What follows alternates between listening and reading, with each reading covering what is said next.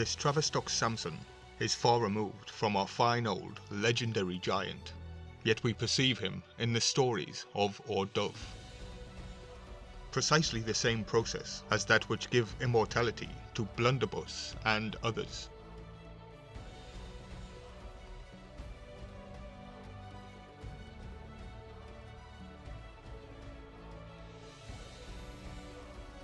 In the church of the monastery in Tavistock, built by Orgar in 960 and consecrated by Saint Rumon, was buried Orgar and also his son Edulf or Ordulf, to whom, by some writers, the foundation of the abbey is attributed to Ordulf, who was a man of giant size and possessing a most remarkable strength.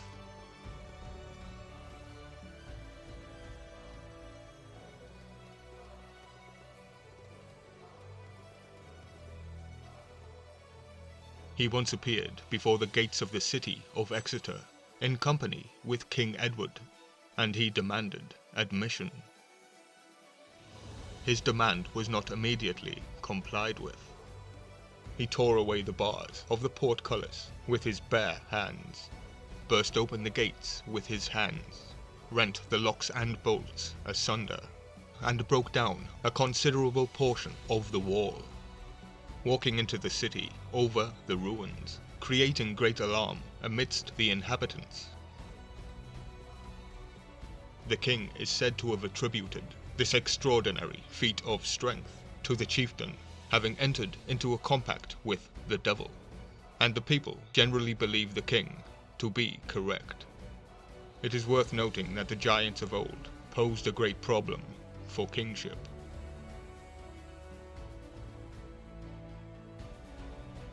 At Tavistock, it was the custom of Ordulf to stand with one foot on either side of the Tavi, which was about 20 feet wide, and having the wild beasts driven from the Dartmoor forests, he would, with seemingly insignificant blows of a small knife, strike their heads off into the stream.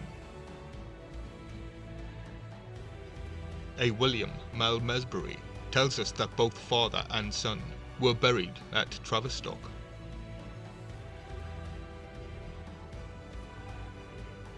Mrs. Bray, in her Traditions, Legends, Superstitions, and Sketches of Devonshire, says, but notwithstanding the superiority of his strength and stature, Ordulf died in the flower of his age. He gave orders to be buried at his abbey in Hurton at Dorsetshire, but was instead buried in or near the Abbey Church of Tavistock, where a mausoleum or tomb of vast dimensions was erected in his memory, which is represented to have been a visit of wonder. The thigh bone of Ordulf at this time was still preserved within the Tavistock church. This is a reoccurring theme. Many of the churches or abbeys are either built on ancient ruins or tombs, which is then classed as Holy Land. This is worldwide, not just Britain. But of the giants found in Britain, we have many sites and graves to visit.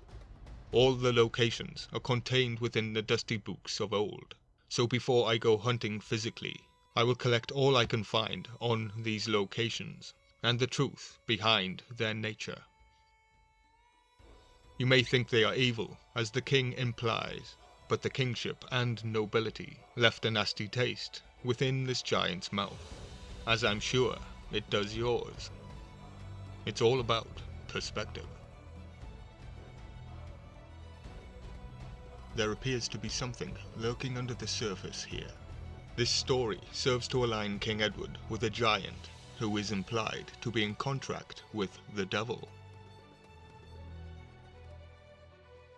This would achieve silence when anybody uttered their names, and prevent future excavations, as does the abbey built above.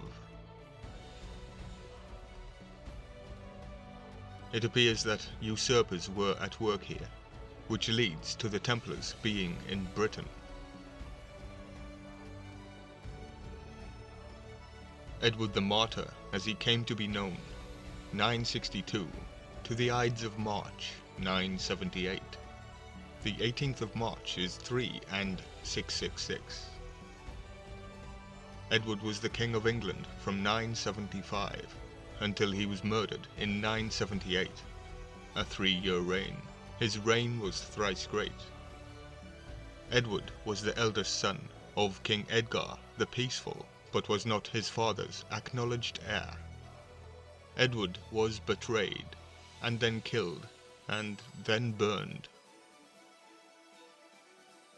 Ethelred or Ethelred, his successor, was implicated, either beforehand by plotting the killing, or afterwards in allowing the killers to go free and unpunished.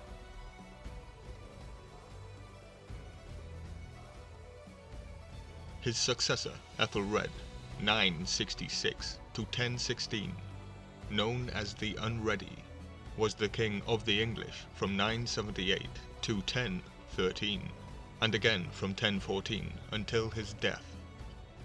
His epithet does not derive from the modern word unready, but rather from the Old English unread, meaning poorly advised. It is a pun on his name, which means well advised. I could suggest that Ethelred was well advised, yet ill advised, if you understand what I mean. 100 or so years later, the Templars take foot in Britain and make Exeter their headquarters, and then we have the witch and book burnings leading up to the rewrites in the 13th century, which I find to be progressive. There is more history to this legend than myth. Welcome to Mythology 7 Documentaries.